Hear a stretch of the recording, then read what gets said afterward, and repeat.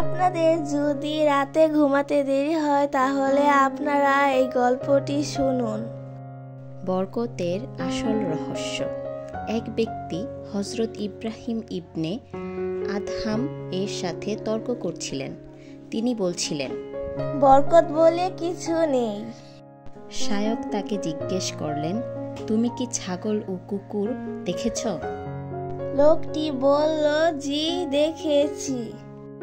শায়ক বললেন, বলো তো কুকুর আর ছাগলের মধ্যে কে বেশি বাচ্চা দেয়?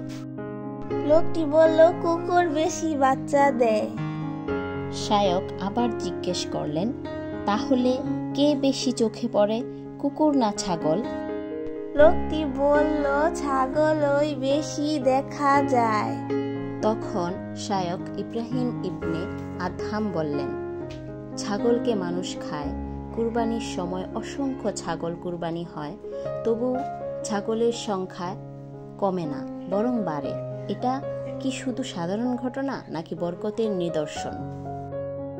লোকটি শায়ককে জিজ্ঞাসা করল, এর কারণ কি শায়ক? শায়ক বললেন, ছাগল সন্ধ্যার আগেই ঘুমিয়ে যায় এবং ভোরে জেগে ওঠে, আর এই সময়টাই হলো রহমত ও বরকত বর্ষণের সময়, এই জন্য তার মধ্যে বরকত হয়। অন্যদিকে কুকুর রাতভর জেগে থাকে ও ফজরের আগে ঘুমায়, ফলে সে বরকত থেকে বঞ্চিত হয়। এই গল্প থেকে আমাদের শিক্ষা, রাসূল সাল্লাল্লাহু আলাইহি ওয়াসাল্লাম বলেছেন, এশার নামাজের পর ঘুমানো আর শেষ রাতে তাহাজ্জুদের জন্য জেগে ওঠা। এই সময় আল্লাহ তাআলা প্রথম আসমানে এসে বলেন, কেউ কি আছে আমাকে ডাকবে, আমি তার ডাকে সাড়া দিব। কেউ কি ক্ষমা চাইবে, আমি তাকে ক্ষমা করব। বুখারী ও মুসলিম। কিন্তু আমরা কি করি? সারা রাত মোবাইল, সিরিজ, গেম কিংবা গীবত লগ্ন কথায় ডুবে থাকি। ফজরের আজান হয় যখন তখনই ঘুমোতে যাই। আজান শুনেও মনে হয়, হায় রে, এখন তো ঘুমানোর সময়। ফজরের নামাজের ফজিলত। রাসূল সাল্লাল্লাহু আলাইহি ওয়াসাল্লাম বলেছেন, ফজরের 2 রাকাত সুন্নত নামাজ দুনিয়া ও তার মধ্যে যা কিছু আছে সবকিছুর চেয়ে উত্তম। তাহলে ফজরের নামাজের মর্যাদা কত বিশাল হতে পারে। আমরা এই মূল্যবান সময়টা ঘুমিয়ে কাটিয়ে দেই, তারপর বলি দোয়া কবুল হয় না, জীবনে বরকত নেই।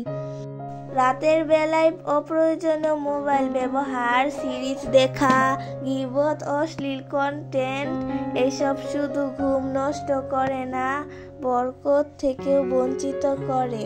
একটি চূড়ান্ত আহ্বান, আসুন আমরা এখনই নিজেদের বদলাই।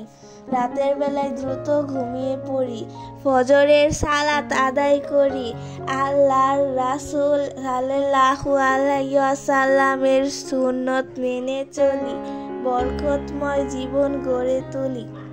দোয়া, হে আল্লাহ, আমাদেরকে বুঝার তৌফিক দিন, ঘুম, নামাজ ও জীবনের সব বিষয় আপনার বিধান অনুযায়ী চলার শক্তি দিন।